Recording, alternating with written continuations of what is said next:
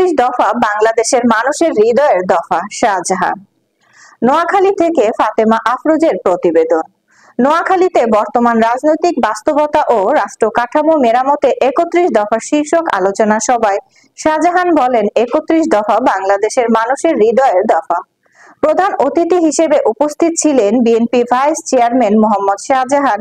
এতে আরো উপস্থিত ছিলেন বিএনপির চেয়ারপারসন খালেদা জিয়ার উপদেষ্টা কাউন্সিলর সদস্য ব্যারিস্টার এম মাহবুব উদ্দিন খোকন, তো চেয়ারম্যান তারেক জিয়ার মানবাধিকার বিষয়ক উপদেষ্টা ব্যারিস্টার আবু সায়েম, বিএনপির জাতীয় নির্বাহী কমিটির সদস্য অ্যাডভোকেট আব্দুর রহিম, নোয়াখালী জেলা বিএনপির সদস্য আলমগীর আলো ও নোয়াখালী জেলা বিএনপির সভাপতি গোলাম হায়দার বিএসসি ও সাধারণ সম্পাদক অ্যাডভোকেট আব্দুর রহমান সহ অনেকে।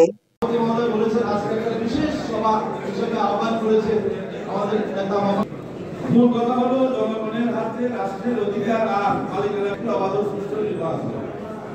একটি অবাধ সুষ্ঠু কি কি প্রয়োজন এখন বর্তমানে যে অবস্থা আছে, যে কাঠামো আছে, আমাদের নেতা যেটা বলেছে ওখানে 27 দফা যুগপৎ আন্দোলনের শরীর দল তাদের সমন্বয়ে আলোচনা করে এই